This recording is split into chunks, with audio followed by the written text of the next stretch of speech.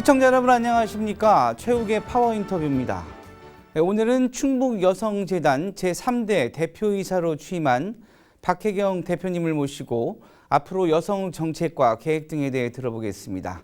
대표님 안녕하세요. 예, 안녕하십니까. 네. 자, 늦었지만 대표이사님 취임하신 거 축하드리겠습니다. 감사합니다. 예.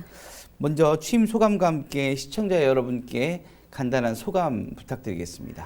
네, 충북도는 여성 시민단체들의 활동이 대단히 활발한 지역입니다. 이런 충북도의 여성재단 대표이사직을 맡게 되어서 굉장히 영광스럽고요. 그리고 흥분되고 또 어깨가 무겁게 느껴집니다. 네, 저는 여성학을 전공했고요.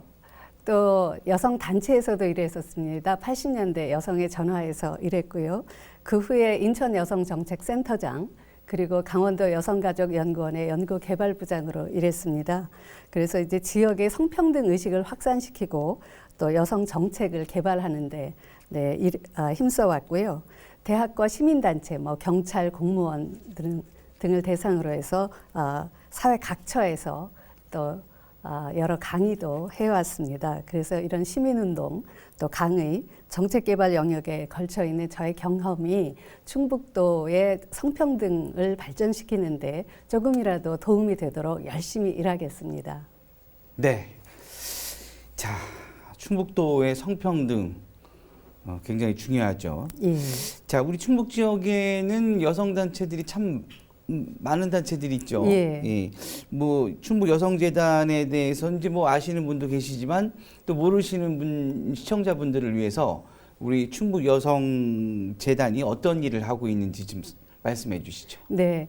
충북 여성재단은 2017년도에 재단이 문을 열었습니다. 네. 그런데 갑자기 생겨난 것이 아니고요. 전사가 있습니다. 우리가 67년에 여성회관이 만들어지는데요. 여성회관 충북 사업소로 일을 시작을 했습니다. 네. 그리고 이제 이것이 2004년에 여성발전센터로 이렇게 전환이 되면서 계속 여성들을 만나면서 일해왔죠.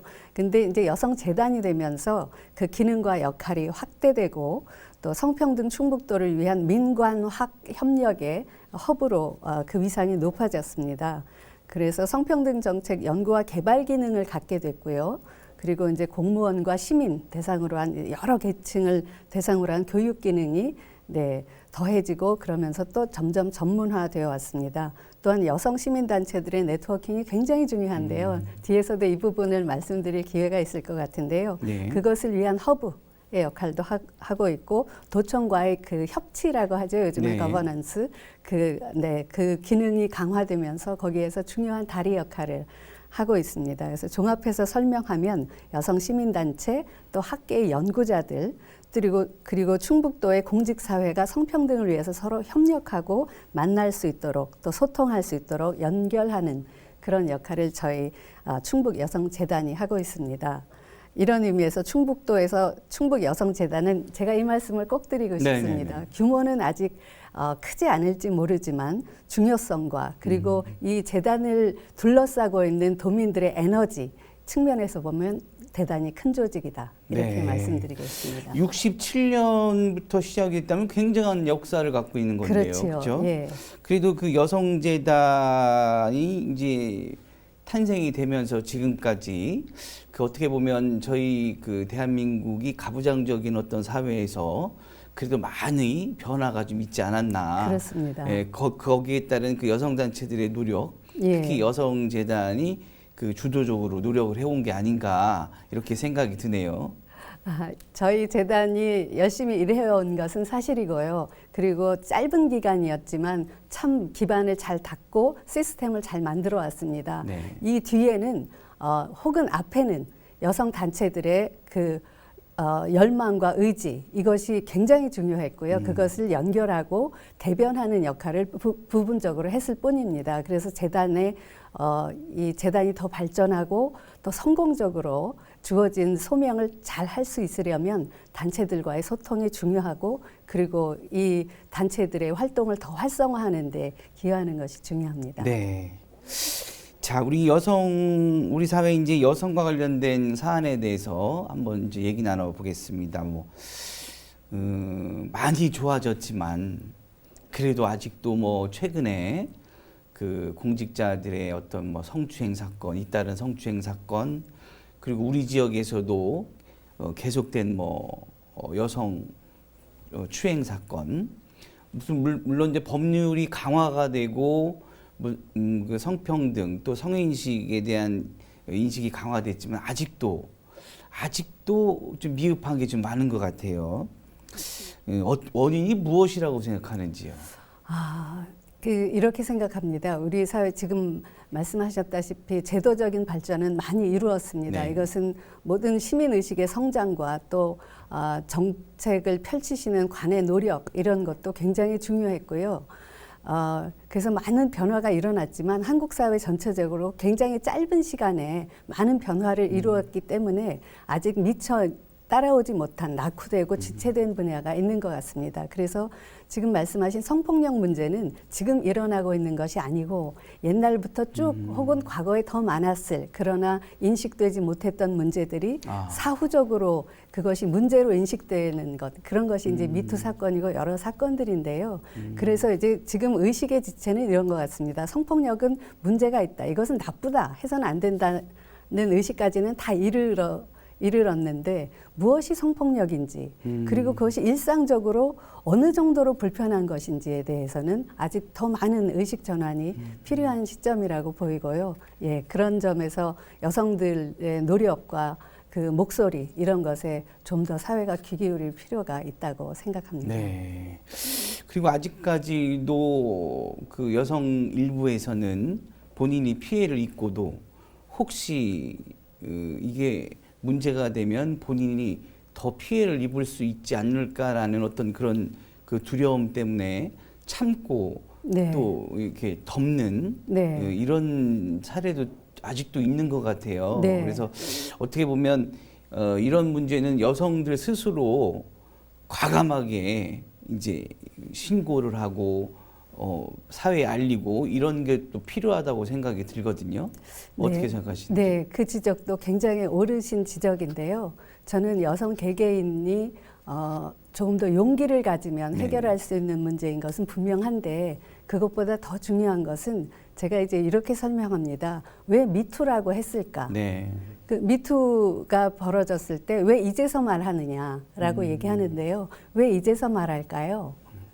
우리 사회가 그것을 지지하고 믿어주는 그런 의식의 전환이 있었기 때문에 이제서야 있기 때문에 그리고 누군가가 앞에 얘기했기 때문에 그래서 나도 그래 라고 얘기할 수 있었던 것이고요. 왜 형사고발하지 않느냐 이렇게 얘기하는데 형사고발하려면 입증 책임이 그렇죠. 피해자에게 피해자가 있고 그 과정이 몹시 고통스럽기 그렇죠. 때문에 뒤에서 나도 그래 라고 얘기할 수밖에 없었던 거고요.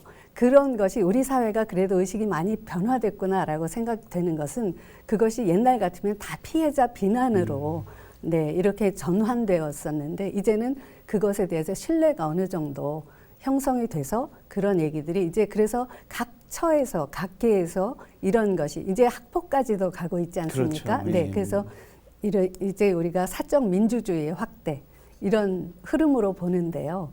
이런 흐름을 이끌고 있다. 여기에서 이제 여성들의 노력도 중요하지만 우리 사회 의식의 전환 그리고 믿어주는 지지해주는 이런 흐름의 변화 이런 것이 더 중요하다고 말씀드리고 싶습니다. 네. 네.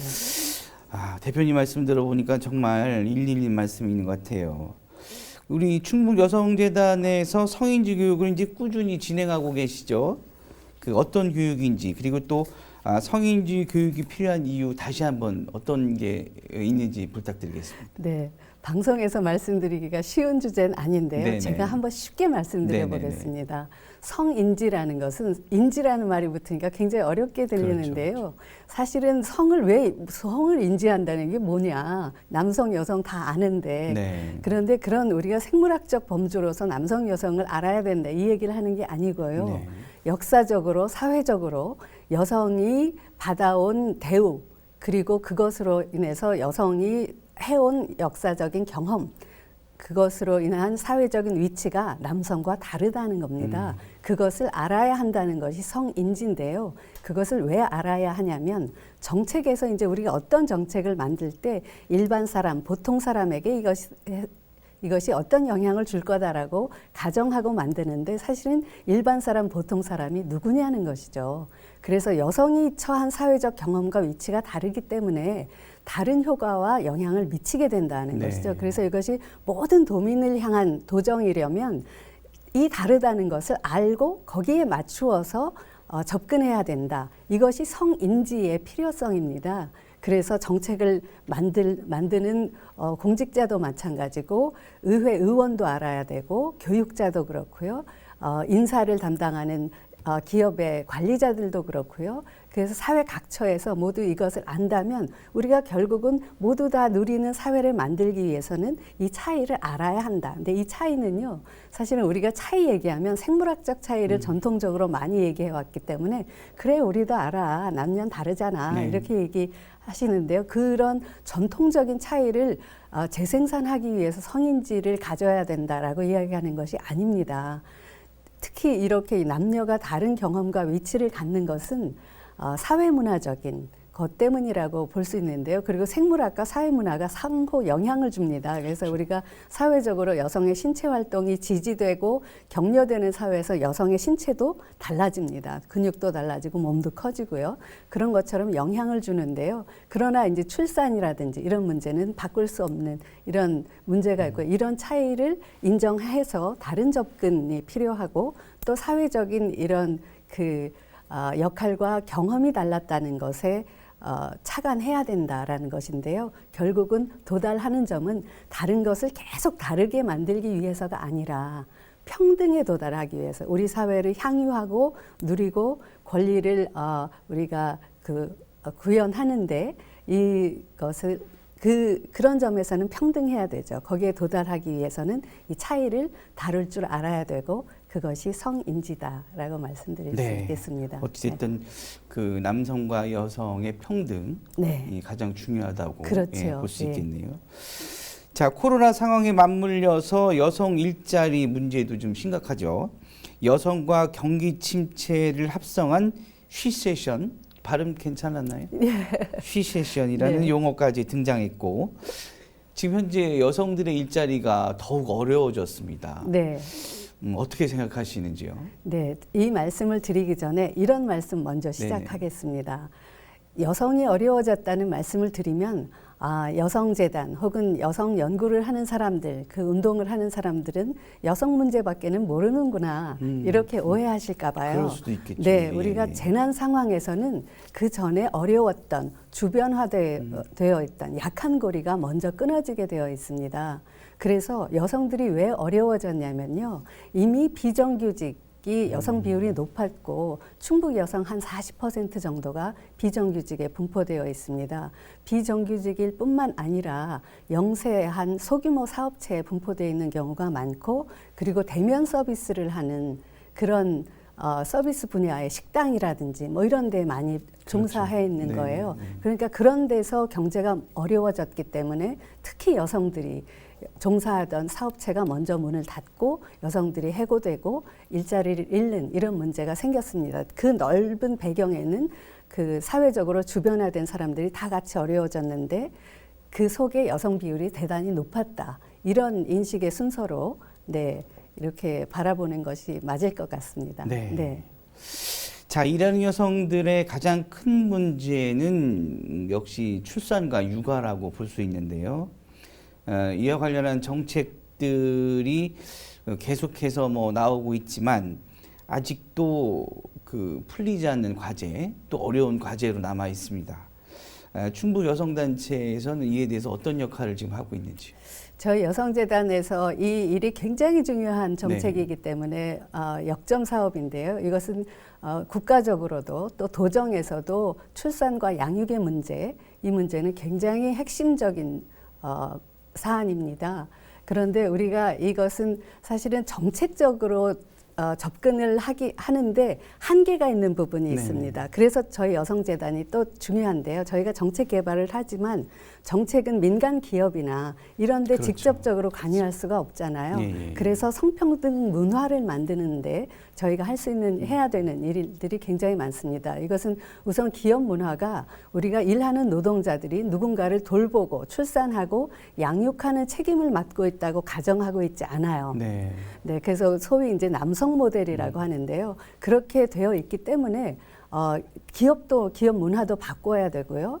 그리고 이제 이제 처우에서 여러 가지 정책도 출산과 양육이 점점 중요해지는데 우리 사회 전반에서 돌봄이라고 하는 것이 어떤 면에서 잊혀졌던 그림자 노동으로 여성들에 의해서 수행되어 오기 때문에 네. 가치도 평가되어 오지 않았고 그리고 잘 인식되지도 않았던 이런 일들이죠. 제가 그래서 여기에 남성들도 참여할 수 있게 이렇게 정책도 변화하고 사회 전반이 변화해야 된다. 이러면서 정책 변화는 어떤 방향으로 가야 할지 또 사회 의식은 어떻게 변화할 수 있을지 그걸 또 너무 고통스럽게 뭐 강요하고 뭐 무섭게 뭐 처벌하고 이런 방식으로는 사회가 잘 변화되지 않지 않습니까? 네. 저는 이 돌봄의 영역으로 남성들이 들어오는 것도 남성 삶의 질을 위해서 또 행복을 위해서 굉장히 중요한 부분이다라고 생각합니다. 그러니까 출산과 양육이 고통스러우니까 이 짐을 좀 나눠라 이렇게만 얘기할 게 아니라 사실은 아이랑 노는 게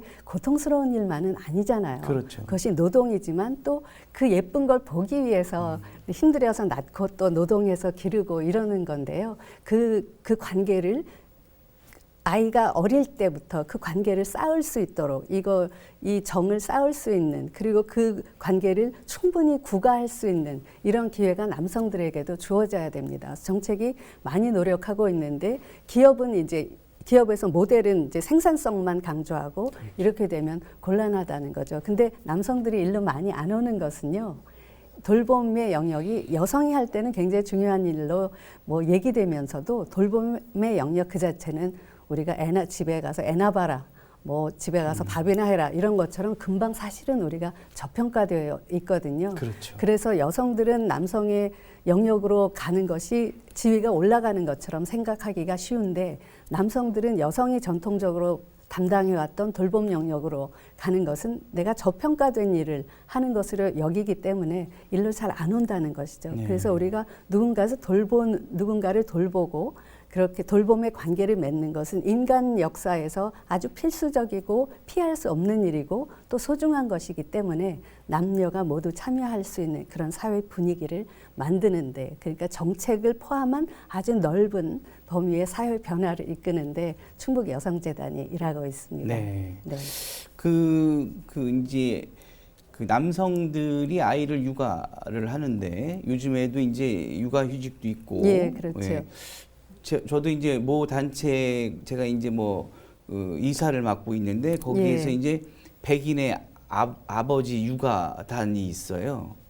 이제 그분들하고 이제 대화를 하다 보면 그 육아가 이제 첫 번째는 자기 부인의 이 육아에 대한 굉장히 어려움을 일깨웠고 두 번째는 육아의 재미와 세 번째는 아이에 대한 사랑을 그렇죠. 더 극대화 시켜졌다라는 어떤 그런 거를 공통적으로 느낄 수 있겠더라고요. 그래서 남성들의 육아가 마치 육아를 하면 회사에서도 내쳐지고 여러 가지 불합리가 있지 않겠냐보다 득보다 실이 더 크지 않겠냐 이보다는 득이 더 많다라는 게 그분들의 공통적인 의견이라 저도 깜짝 놀랐습니다. 그래서 이게 남성들의 육아가 앞으로는 굉장히 긍정적인 이런 네. 문화로 돼서 네. 이게 조금만 지나면 특히 젊은 세대들은 그거를 인정하고 받아들이는 그렇죠. 경우가 오면 이게 이제 사회 전반적으로 그게 당연시 되겠구나. 그러면 많이 변화가 되겠구나라는 생각이 한번 제가 생각을 해본 적이 있습니다. 네. 예, 그래서 우리 이제 대표님 말씀 듣고 그 생각이 나서 한번 제가 말씀드렸는데요. 예. 자, 충북도에서도 여성 친화 도시를 위해 노력하고 있고 정책들 많은 네. 걸 펼치고 있어요. 그 여성 친화 도시를 내실 있게 운영하기 위해서는 그 조례 제정이 필요하다는 목소리가 높습니다. 충북여성재단에서 연구 같은 걸 발표했었죠?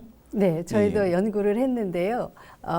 여성 친화 도시 조례 제정이 필요합니다. 네네. 이 말씀을 드리면 아유 뭐 법이 왜 필요할까 이렇게 생각하시는데요. 조례 제정이 되어야 여기에서 이제 충북도의 책임 그렇죠. 그리고 역할 그리고 예산 그렇죠. 이런 것에 관한 규정을 담을 수 있게 됩니다. 그런데 여성 친화 도시 사업이라는 것은 사실은 도민들의 삶에 직접적으로 영향을 줘요. 어두운 길을 밝히고 네. 안전하게 하고 이동 약자들을 전반적으로 삶의 질을 높여주기 때문에 노인, 장애인 또 아동에게도 다 그 도움이 되는 이런 정책입니다. 남성도 마찬가지고요. 네네네. 그런데 이렇게 움직이는 단위는 사실은 기초지방자치단체거든요. 네. 근데 이제 도에서 아무 예산도 없이 기초지자체에 맡겨지면 기초지자체는 재정 여건이 다 다르고 그렇죠. 그리고 이 정책을 향한 의지도 조금 다릅니다. 그렇죠. 그래서 이것을 그런데 이제 충북도가 고르게 여성들이 살기 좋고 이동 약자들이 이동하기 좋은 이런 살기 좋은 지역이 되려면 전체적으로 이것을 개선해야 하는데요. 그런 노력을 가능하게 하는 것은 예산과 이런 책임을 분명히 하는 이런 조례다라는 것입니다. 근데 이제 이 단독 조례가 독립된 조례가 만드는 것이 어렵다면 그것이 아니라도 우리가 양성평등 기본 조례라도 관련된 조항이 지금 하나 있습니다. 네네. 그런데 그것에 이제 도의 책임과 이런 것을 더 분명히 하는 그런 내용적인 보완 이런 것이라도 이루어지면 도가 이것을 토대로 열심히 노력하는 데 힘이 될 수 있습니다. 그런 점에서 필요하다고 할 수 있습니다. 지금 전국의 작년도 기준으로 전국에 95개가 여성 친화 도시로 지정되어 있고요. 네. 네, 충북 지역은 지금 6개입니다. 그런데 이제 청주가 3단계면 최종 단계거든요. 네. 3단계 진급인데요. 진급을 못했어요. 그래서 올해 재수를 할 건데요. 잘 될 거라고 봅니다. 청주시가 잘 되면 이제 7개로 네, 성장할 수 있게 됩니다. 그 이런 조례 제정이 있어야지 그 변화가 그렇습니다. 빠른 시일 변화가 네. 좀 있고 네. 또 여성들도 당당하게 또 일할 수 있는 예, 어떤 그렇습니다. 그런 기반이 마련될 것 같은데요. 반드시 조례 제정이 만들어져야겠다고 생각이 드네요. 자, 충북여성재단에서 중점적으로 추진하고 있는 사업이 있다면 어떤 게 있을까요? 충북여성재단의 아주 독특한 특징이자 굉장히 자랑스러운 측면이 교육 기능이 대단히 전문화되어 있다는 것인데요. 예. 타 지역의 유사한 기관들, 여성정책 개발 기관들을 보면 연구 개발 기능들이 많고 네. 그리고 여러 이제 위탁 사업들도 운영하고 교육 프로그램을 하는 것들도 몇 곳이 있습니다. 근데 충북재단 여성재단은 교육팀이 따로 있어서 네. 굉장히 전문적인 사업들을 하는데 여기에서 공무원 교육, 또 의회 의원 교육, 또 시민 교육, 또 남성 청년들 교육, 그리고 네트워킹 이런 것도 하고 있고요. 성평등 축제도 하고 있어서 굉장히 시민을 다양한 계층의 각처의 시민들을 만나고 또 연결시키는 이런 작업이 가능합니다.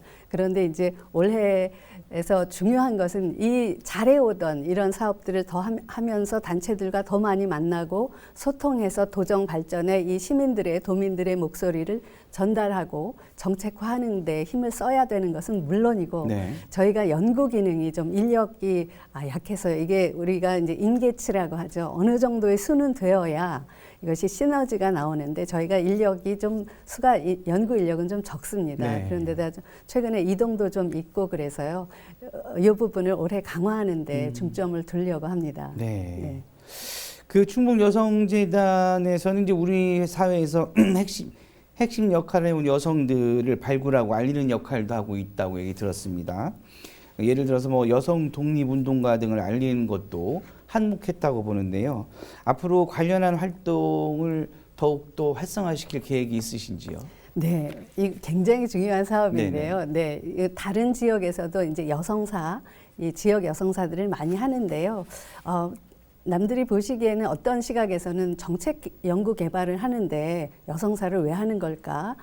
예산 낭비 아닐까? 이렇게 생각이 드는데요. 여성사는 지역 여성들의 그 자긍심과 정체성을 강화하는 데 굉장히 중요한 사업입니다. 그리고 지역사를 또 지역의 역사를 보강하는 데도 대단히 중요합니다. 우리 역사 연구가 대개는 정치사, 영웅사 중심으로 그것도 기록되어 있는 사람들의 이야기를 가지고 역사가 이해되어 왔는데요. 사실은 우리가 굉장한 격변을 겪었고 그리고 전쟁, 빈곤 뭐 여러 가지 네. 있었죠. 이런 속에서도 아이들이 자라나고 벼가 있고 네. 그걸 누군가 수확하고 이랬는데요. 이렇게 일상생활을 꾸려온 사람들은 누굴까? 생각해 보면 오늘의 충북이 있기까지 민초들의 노력이 굉장히 컸고 거기에서 이름 없이 많은 일을 하고 그 열정을 바쳐온 그렇죠. 여성들의 역사가 있다는 것이고요. 독립운동사에서 여성의 이야기는 바로 여성들이 했던 기여를 그것에 다시 의미를 주자. 우리가 잊어버렸던 것을 그래서 우리가 침묵된 역사라고 얘기하는데요. 거기에서 목소리를 주는 굉장히 중요한 사업이었고요. 그게 이제 여성사 전시실에 이렇게 네, 미래 여성 플라자에 네. 여성사 전시관이 있습니다. 거기에 예. 여성들이 이렇게 전시되어 있는데요. 도민들이 거기에 늘 오실 수 있죠. 네. 오셔서 이렇게 보시면 우리에게도 이런 역사가 있었구나. 여성들도 사회 발전을 위해서 변화를 위해서 이렇게 노력해 왔지라는 것을 다시 한번 확인할 수가 있는데요. 문자로 된 기록이 없기 때문에 보통 구술을 받거든요. 네, 구술사에 대해서 뭐 그게 뭐 기억이 맞냐 뭐 여러 가지 학계에 또 여러 이론이 있을 수 있습니다만은 그것은 이제 민중사나 생활사에서 굉장히 중요한 방법이고요. 여성들은 우리가 문자로 기록되지 않은 영역에서 삶의 경험을 축적해 왔기 때문에 그런 이야기들을 그래서 발굴하는 겁니다. 그래서 저번에는 이제 우리가 대농방직에 여성들이 이제 산업체 학교를 그렇죠. 다니면서 또 일하면서 자기 삶을 개척해온 여성들의 이야기 이런 것이 몹시 흥미로운 지역사가 되는 거잖아요. 충북 경제 어떻게 보면 그렇죠. 기반이 됐죠. 그렇죠. 예. 그런 이야기들을 그 여성들의 구술을 받아서 책으로 발간을 했습니다. 근데 이런 작업들이 이제 저희가 경련으로 하는데요. 이런 것들을 계속 하면서 여성들에게 우리가 사회에 아주 당당한 일원이었다는 것을 확인시키고 그리고 충북의 지역사를 또 더 두텁게 만들고요. 또 자긍심을 확대하는 이런 작업을 해나가려고 합니다. 예, 아주 뜻깊은 일이라고 생각이 드네요. 자, 끝으로 앞으로 계획 또 당부의 말씀이 있다면 부탁드리겠습니다. 네, 마지막으로 이런 말씀 올리고 싶습니다. 우리가 지역 균형 발전 얘기를 많이 하는데요. 보통은 이것이 경제적인 차원에서 이해되는 것 같습니다. 그러나 사회문화적인 차원에서도 지역 균형 발전은 대단히 중요하다. 이런 강조를 좀 드리고 싶은데요. 지금 성평등은 국가의 위상 그리고 지역의 위상을 평가하는 데 굉장히 중요한 지표가 되어가고 있습니다. 또한 요즘 사회 변화에서 보듯이 시민들의 의식이 특히 여성들, 특히 또 청년 여성들의 의식이 대단히 많이 변화하고 발전하는 것을 볼 수 있는데요. 우리 사회가 이들과 대화하고 소통하고 같이 민주적 관계를 만들어갈 수 있도록 하려면 더 많이 이런 문제에 더 눈떠야 한다. 이런 생각이 듭니다. 이런 데서 이제 여성재단의 역할이 대단히 중요하다고 생각합니다.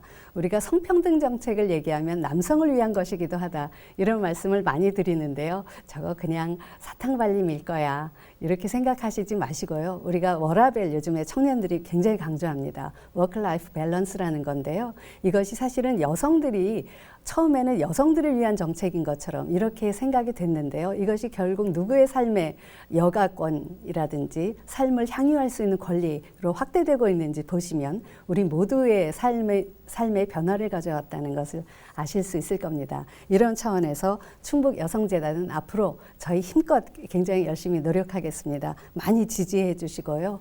예, 응원해 주시기 부탁드립니다. 네. 자, 아무쪼록 우리 충북 여성들이 평등하게 행복한 삶을 살 수 있도록 우리 대표님 많은 역할 해주시기를 기대해 보겠습니다. 오늘 자리 감사드립니다. 예, 감사합니다. 네. 네, 최욱의 파워 인터뷰. 오늘은 충북여성재단 박혜경 대표이사님과 함께했습니다. 지금까지 시청해 주신 여러분 고맙습니다.